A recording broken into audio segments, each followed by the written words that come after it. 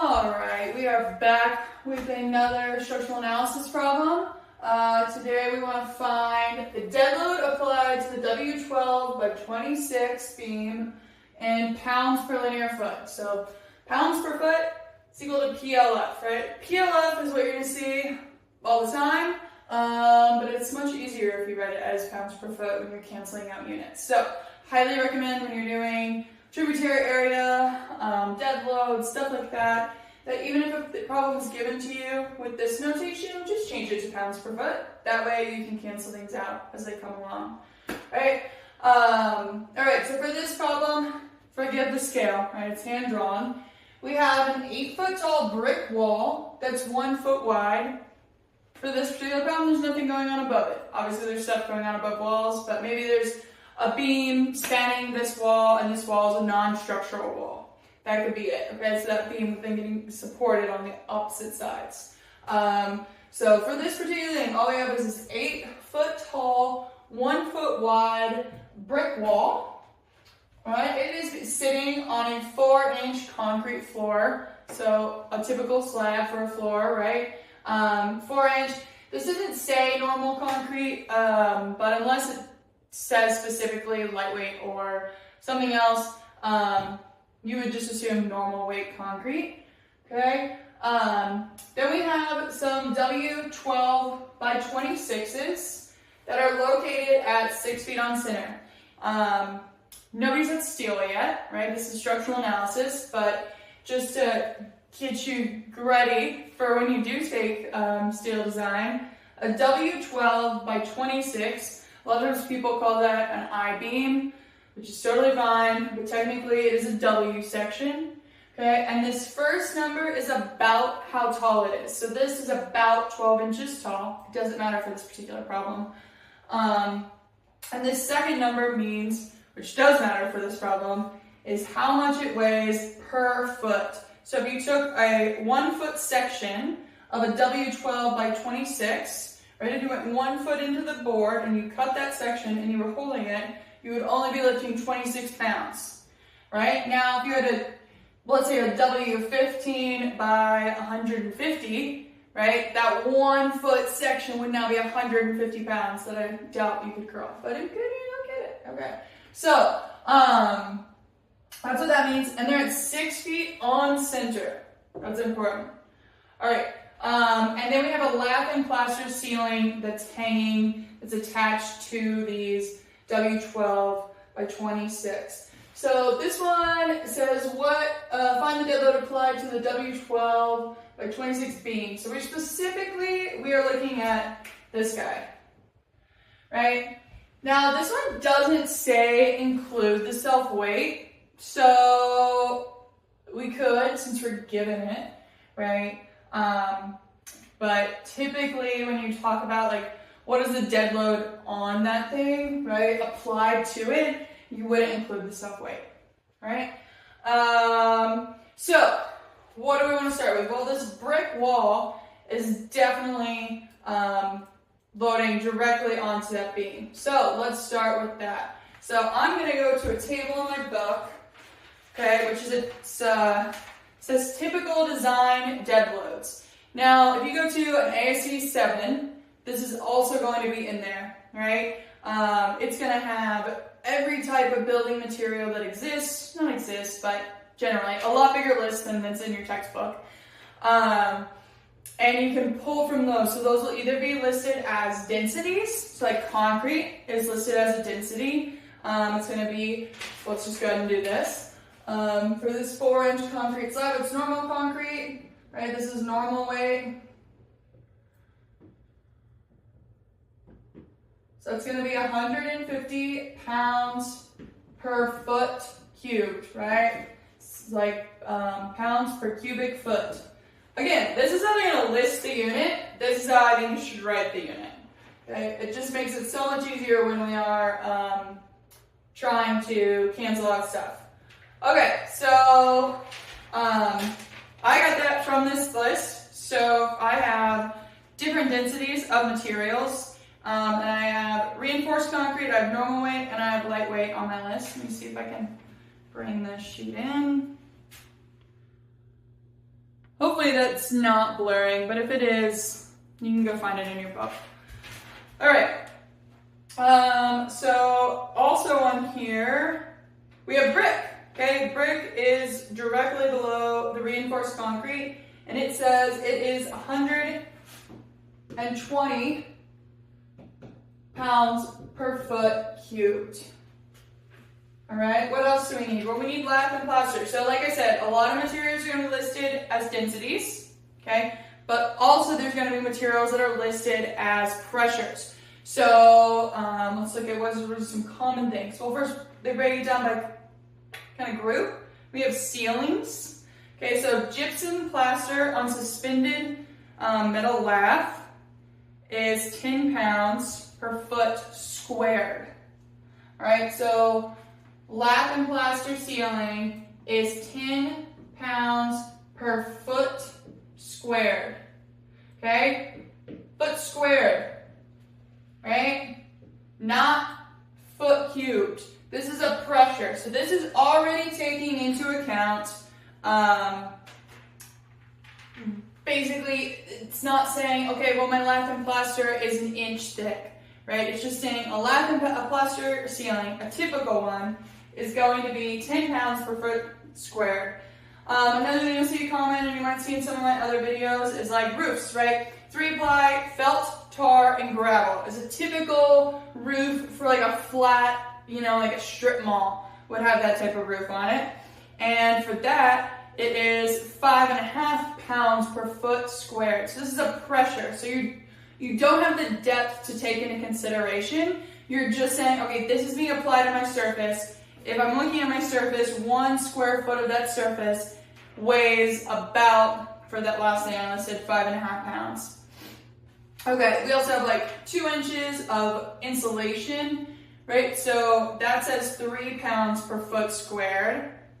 If a problem said 4 inches of insulation, this is rigid insulation because it's for a roof, I would assume, then you would just take 3 times 2, right? So you can use these. Again, your textbook has some sort of table, depending on what textbook you're using, but ASC 7 is going to have much more extensive tables. Okay, so have we assigned stuff to everything? I think we have. All right, so this is, I like to just, honestly, if you have everything in units, it makes it really easy. We want to know, and honestly, this would not probably be given to you in a problem, and it'll just say find the dead load applied to the beam. You should know that when you're applying a load to a beam, it wants to know the pounds per foot, right? So for this particular one, I'm going to start with the brick. Okay, so for the brick, I have an 8 feet. I have 1 foot. Well, let's actually start with this. Let's start with what we know. 120 pounds per foot cubed. And we want to end up with pounds per foot. So if we want to end up with pounds per foot, we need to take this times feet, and we need to take this times feet. Well, let's look at what we got. We got 8 feet. All right, and we have 1 foot. 1 foot wide. Now, if this brick wall had said 8 inches instead of 1 foot wide, right? Right here you would have 8 over 12, right? 8 inches over 12 inches is equal to 1 foot, right? So there's, in 1 foot there's 12 inches. You would be canceling out units. But this one was already given in 1 feet, simple enough. All right, so now I would just do, where's my calculator at? 120 times 8 times 1 is 960 pounds per foot. All right, let's go to our next thing. Well, our next thing, we have 4 inches of concrete, and we have a normal weight. So we know we're starting with 150 pounds per foot cubed, and we need to end up with pounds per foot. So we need to take this times 2 units. Well, we have 4 inches, so similar to what I was just talking about a second ago. 4 inches times in 1 foot, there are 12 inches, right? Cancel out the inches, and you're left with 4 over 12 feet. Now you might be saying, should I reduce that, right? Should I make that 1 over 3? Not really. I don't know why, but usually we just keep that at 4 over 12, put it into the equation. It's simple as that. You could simplify it, but you don't need to, right? So we're going to say times 4 over 12 feet. Okay, we need to take that times one more thing though. What do we want to take that by? Well, the only other dimension we really have on here is in this direction, right? And we know that these W12 by 26s are spaced at 6 feet on center. Okay, so that means that this distance right here is 6 feet, and this distance right here is 6 feet, if I had drawn it correctly. All right, this is definitely not to scale, okay? So what does that mean for the tributary width of this beam? Right, the tributary width of this beam is going to be 1/2 to the next beam and 1/2 to the next beam on the other side. So these spacings happen to be the same. So 1/2 is 3, the other half is 3, and we end up with 6. All right, so be careful when you're given spacing. If they're always the same, you can use the spacing as the tributary width. But if I had said this was 6 and this was 4, my tributary width would have been 3 plus 2, right? So the tributary width for this beam is 6 feet. So I'm going to take this times 6 feet.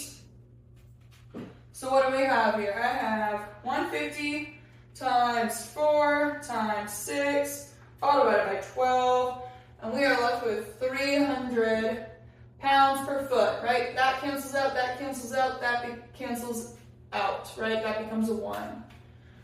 Okay, cool. What else do we have? We have this lath and plaster.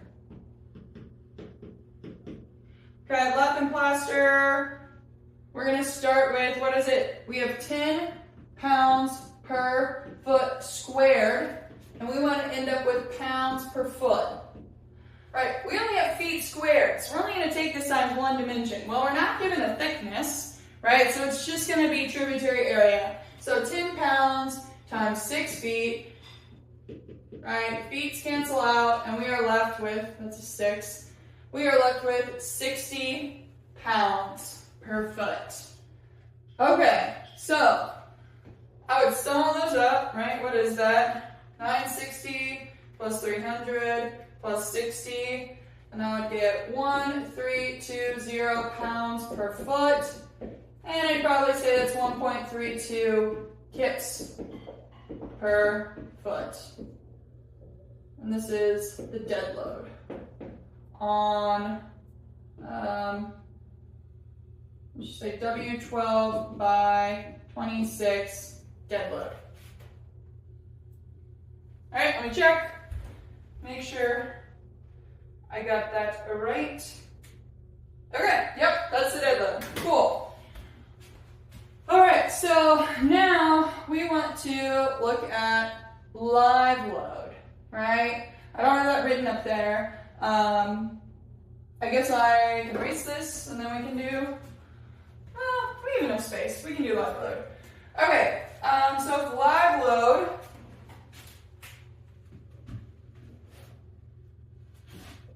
load is equal to 40 pounds per square foot, right, which is equal to 40 pounds per foot squared. Again, that's how I like to write my units. It's way more helpful than just PSF or PLF. Okay, so 40 pounds per square foot. If you haven't gone over live loads yet, generally that's going to change due to what the use of the building is, or the use of the room. So if you're in a large gathering space, it's going to be like 100 pounds per square foot. If you're in an office building, right, it might be like 50 pounds per square foot. If you're in a home, it might be 40 pounds per square foot. And it's going to vary based on all probability and statistics of how many people are going to be in that space. Obviously, when I'm standing, I weigh way more than 40 pounds, all right? But it's a general thing, right? If there's a bunch of us in here, we're generally, right, about 40 pounds per square foot is what has been estimated for this particular room. Also, a lot of times, looking at a room, you're also going to look at a worst case scenario of large point load. So generally in the middle of the room between the span of beams, you're going to apply a large point load over like a 6" by 6" area, and you're going to see how that does. So there's definitely checks if you're thinking like, well, what if everybody's huddled in the middle of the room hugging each other or something like that? There will still be a check for that, but we do generally assume 40 pounds per square foot, depending on where we're at. Like in an auditorium or a stadium, right? We know that generally when everybody is seated, that everyone is standing like in the exact same spot, right? Because there's a seat right behind them. So that's going to have a much higher pound per square foot because that's anticipated for all those seats to be filled. So now when you're standing in a square foot area, right, or maybe a 2 square foot area, your full weight is actually being accounted for based off of, again, probability and statistics. Okay, so 40 pounds per square foot. I think we need a little bit more information. No, we don't. We do not need, nope. We're just trying to find, again, the live load applied to the beam. So find live load applied to W12 by 26 beam in pounds per feet. Okay, so we have 40 pounds per foot squared, and we want to get to pounds per foot. Okay, so we need to take that times 1 dimension. This is kind of a trick question, right? You could take this times 6, and you wouldn't be wrong. It would be a conservative answer, right? When you overestimate something, we call it conservative. It just means that it's a higher load than you're really anticipating, okay? So you'll hear that word be thrown around. So if I took this times 6, I would get a very conservative answer, which is meaning that it's loaded larger than it actually would be, okay? What I really should do to be less conservative, which is actually, everything's a balancing act, right? You can just be conservative and you can make sure your design is really solid, but then your design is going to be more expensive, okay? So we always want to make sure things are safe, all right? But we also want to make sure things are within budget, okay? So if we have 6 feet here, right, this tributary width, I'm going to say that I'm going to take this times 5 feet. Now why is that? The width is still 6 feet. There's a brick wall that's 1 foot thick. Can you stand in a brick wall that's 1 foot thick? No. No live load is ever going to sit on top of that wall, right? Or in that wall. It's just impossible because there's a wall there. All right, so we can just do 5 feet, and there we are left with, what is that, 200 pounds? I hope so. I kind of suck at very simple math sometimes. I always question myself, and if you question yourself, just put it in the calculator, okay? But 40 times 5 is 200 pounds. All right, so what is our total load? So our total load on the W12 by 26 would be equal to 1.32 kips per foot plus 0.2 kips per foot, right? That's 200 divided by 1,000. And that would give us what?